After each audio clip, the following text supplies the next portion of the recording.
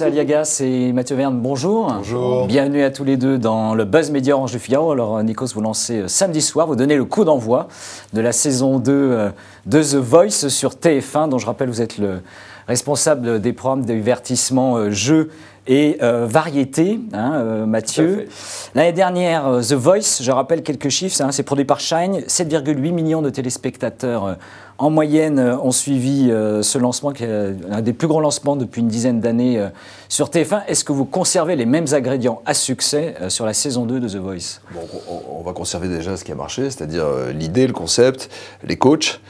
Les 4 coachs qui ont construit un lien fort avec le public et qui petit à petit au fil des émissions se sont aussi exprimés différemment, et on les découvrira cette année beaucoup plus à l'aise que l'année dernière, en tout cas, même si l'année dernière ils avaient fait un bon taf. On garde toute la dramaturgie, toutes les étapes de l'émission qui commencent effectivement avec les auditions à l'aveugle et les fauteuils retournés.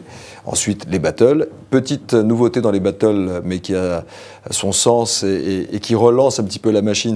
Les battles, c'est quoi? C'est un duel, c'est un duo dans la même équipe de chaque coach, sauf qu'à la fin de la chanson, le coach qui a organisé ce duel sauve l'un des talents et l'autre est éliminé automatiquement. Cette année, ce talent peut être sauvé par un coach concurrent. Récupéré dans une autre équipe. Voilà, ce qui relance un petit peu la machine. Ça veut dire aussi qu'il y a une concurrence plus évidente et vous verrez qu'ils vont se tirer un peu plus la bourre cette année, les coachs. Donc ça, c'est intéressant. On va garder les boutons rouges vont rester jusqu'au battle.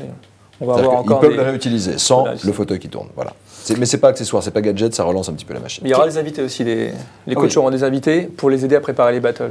Patrick Fiori, Lara Fabian, Grégoire, Chimène Badi, la liste. Jack Jonathan, Paul Persson. Voilà. Qu'est-ce qui, à vos yeux, différencie fondamentalement quand même The Voice aujourd'hui des autres émissions de talent sur la musique? L'année dernière, l'ambition, c'était de réactualiser ce qu'on avait fait avec la Star Academy. Et je crois que nous l'avons fait humblement, modestement, mais d'une manière très déterminée. On s'est donné les moyens de ne pas raconter la même histoire, parce que 8 ans, c'était beaucoup. En 8 ans, on a fait 130 primes de la Starac et 800 quotidiennes.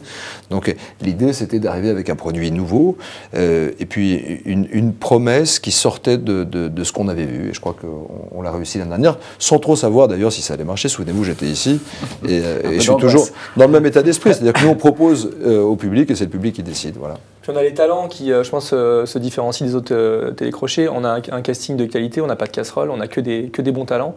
Et c'est vrai que, aussi bien on l'a vu sur la saison 1, dans les voix, dans les univers, on a quelque chose de un très haut niveau. Et c'est vrai que l'ambition des équipes de Shine et Bruno Berberes, qui est le directeur du casting, c'est de trouver et de surprendre les téléspectateurs et les coachs dans cette saison 2. Et on a nous vu déjà les premières blind auditions, et je crois que le pari est réussi. On joue beaucoup sur le contraste effectivement de la voix et du physique, puisqu'on ne voit pas le physique. Et quand on le découvre, ça donne autre chose, et un piquant. Et surtout, ce que l'on voulait cette année, c'était que le téléspectateur, qui est quand même le lien le plus important pour nous avec les talents et les coachs, soit quasiment dans la posture du coach.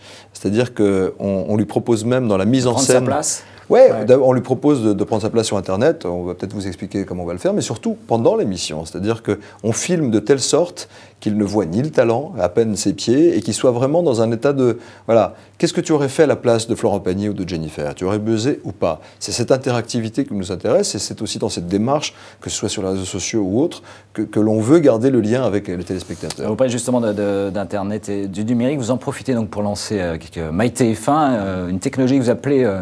Connect, qu'est-ce que ça permet de faire, ce qu'on appelle un deuxième écran, ce second écran? Tout à fait. Les équipes de MyTF1 ont travaillé beaucoup sur cette nouvelle onglet qui va être dans les applications MyTF1 sur les smartphones, sur les tablettes.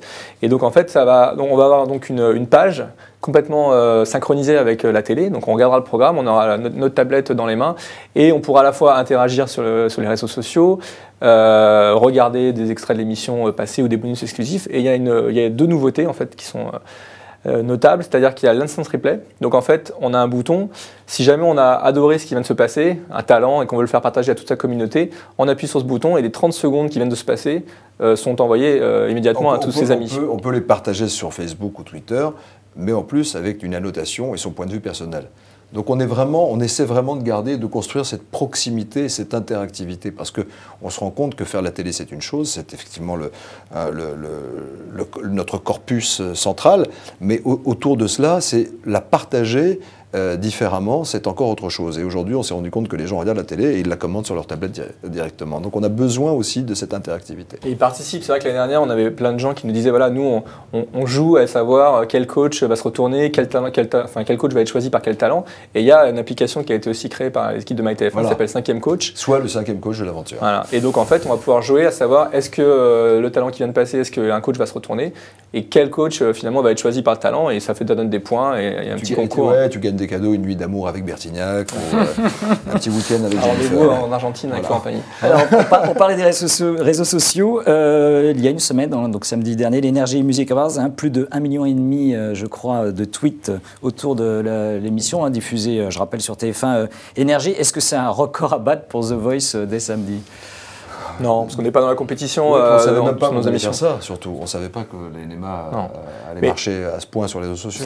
C'est une émission très particulière, Énergie Music Awards, parce qu'on a les artistes français internationaux qui ont pratiquement les plus gros comptes sur Twitter, avec Nikos aussi, qui est un animateur qui a le plus gros compte. Donc chaque message posté par un artiste entraîne énormément de messages, donc c'est vrai que c'est un profil un peu différent. Oui, par exemple Psy, le gars qui chante Gangnam Style, qui a, je sais pas, 2-3 millions de followers, ou Taylor Swift qui en a 29, qui envoie une photo, je suis à Cannes, c'est parti. Ça SM. Mais ce qui est intéressant, c'est que ce jour-là, sans que nous le sachions pendant que nous faisions l'émission, nous sommes devenus le mot-clé mondial. C'est-à-dire que dans le monde entier, il y avait marqué Cannes, NEMA et les artistes qui étaient en train de chanter. Ça veut dire aussi que c'est en train d'évoluer, c'est en train de changer. Donc si on rate le train, si on rate le wagon, bref, on ne sera pas de la partie. Donc nous devons être là avec les gens et avec ceux qui regardent notamment les émissions et qui les partagent sur le net. Plus de 420 000 abonnés sur Twitter. Qui n'est pas un record, je pense que d'autres ont plus que moi. Je joue pas. Très actif tous les jours. Oui, je suis actif. Mais d'autres ont moins que toi aussi. D'autres, oui, mais l'idée, c'est pas un concours de celui qui en aura le plus. Hein. C'est pas ça l'idée. L'idée, c'est est-ce qu'on peut vraiment être dans l'échange ? C'est-à-dire que quand je poste une photo sur les NEMA des One Direction, par exemple, en direct, je le prends en photo et je la partage, elle est dans la minute retweetée, c'est-à-dire renvoyée à d'autres comptes plus de 10 000 fois. Mais c'est quelque chose qui a l'air petit quand on fait des millions de téléspectateurs, mais 10 000, plus 10 000, plus 10 000, on arrive à la fin de la soirée avec plus de 1,5 million de personnes. Le but, c'est que les programmes soient commentés tout simplement. Voilà. C'est que les gens participent, commentent, ce qui fait qu'ils s'intéressent en fait. Donc mais en bien, d'une manière caustique, d'une manière aussi parfois ironique, on a besoin de tout. Sinon, c'est aseptisé, c'est pas nous. Un dernier chiffre pour conclure l'entretien. TF1 fait un très bon mois de janvier. La part d'audience progresse à 23,2%. Est-ce que vous allez poursuivre votre offensive, notamment sur les prime time ? C'est vrai qu'on est très content. L'ensemble des programmes fonctionnent dans ce mois de janvier, particulièrement sur mon domaine. On participe aussi à ça avec les émissions, la première émission d'Estelle Denis, Samedi soir on chante Goldman, que Nikos a gentiment parrainé dans son arrivée à TF1 et qui a bien marché, l'Energy Music Awards, mais aussi c'est toute la grille, les jeux, les 12 coups de midi qu'enchaînent les records, les jeux d'Access, puis Nicolas Canteloup tous les soirs avec Nikos. Il a des records. Donc on bien avec Nicolas. Ouais, on va continuer. On a Splash, le grand plongeon qui va commencer dans. C'est grand Splash, je peux venir la semaine prochaine ou pas ouais, je peux venir. Tu peux faire un plongeon à 10 mètres. Ah, mais je veux de la vidéo la piscine. Donc voilà, on continue, on essaie de continuer dans cette lancée, d'offrir aux téléspectateurs des programmes qui plébiscitent, tout simplement. Eh bien, messieurs, merci. Donc on se donne rendez-vous donc samedi soir sur TF1 en prime time avec The Voice, je rappelle, la plus belle voix. Merci à vous, très bon week-end et nous nous retrouvons dès lundi. Merci encore. Thank you.